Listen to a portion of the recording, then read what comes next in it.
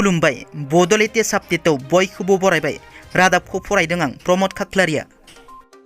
गिबि निउसआव दङ बड'लेण्ड सोमावसारनायनि गिबि मुंख्लं सुजित नार्जारिनि बिफा मंगल सिंह नार्जारिया मैया रुंसारि जाबाय। बिथांनि रुंसारि जानायाव बिटिआरनि गाहाय प्रमद बर' आरो मिरु एबसुआ गोथौ दुखु मोननाय फोरमायदों आरो दिनै बिथांनि नखराव बिटिआरनि गाहाय प्रमद बर' मिरु एबसुआ नुजाथिहैनानै जोबथा बिदाय होयो।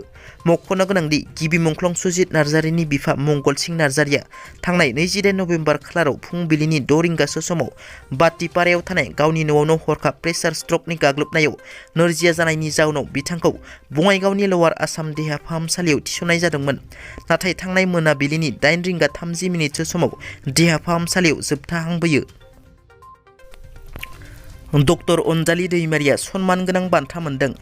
मैया 30 नभेम्बराव भीमबर देउरिनि 75थि रुंसारि सानजों लोब्बा लाखिनानै गुवाहाटीआव देउरि पिपल्स जास्टिस फरामा बेसेन बहरा भीमबर देउरि एवार्ड 2022 खौ डक्टर अनजालि दैमारिनो गथायनाय जायो।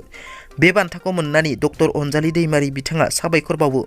मख'नो गोनांदि बे बान्थाखौ मुंदांखा देंखोगिरि जुबिन गार्ग आरो लिरगिरि मायुर बरानोबो होनाय जायो। आसामनि फरायसुलिफोरनि थाखाय गोजोनथाव खौरां फोसावदों आसामनि गिबि मन्थ्रि डक्टर हिमन्त बिश्व शर्मा बिथाङा।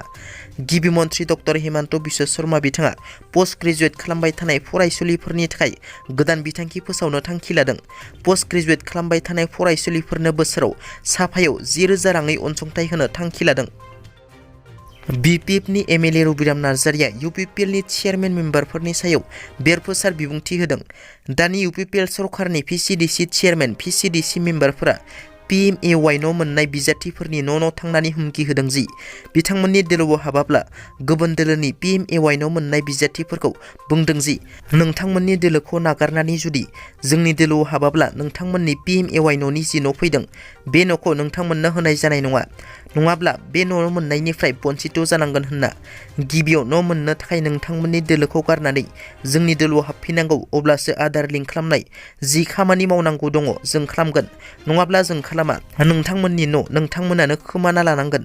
बेबादि राजखान्थियारि प्रेसार खालामगासिनो दङ होनना एमएलए रबिराम नार्जारि बिथाङा गोख्रों अजद होदों। गोब्राब जखम जानाय बर' सिख्लाया रुंसारि जाबाय। बावैसो उदालगुरि जिल्लानि माजबाटआव बाइक आरो स्कुटिनि सौग्रावलायनायाव गोब्राब जखम जानाय 18 बोसोर बैसोनि रिमि दैमारिया देहा फाहामसालियाव जोबथा हां बोबाय। मख'नो गोनांदि माजबाटआव गंसे बाइक आरो स्कुटिनि सौग्रावलायनायाव 20 बोसोर बैसोनि देरहासात बसुमतारिया जायगायावनो जिउ गोमायो आरो रिमि दैमारि आरो रन्जन किस्कुआ गोब्राब जखम जायो। जखम जानाय सानैखौ तेजपुर मेडिकेल कलेजाव थिसननाय जादोंमोन, नाथाय रिमि दैमारिया मैया देहा फाहामसालियाव जोबथा हां बोयो। दिनैनि रादाबा एसेनोसै।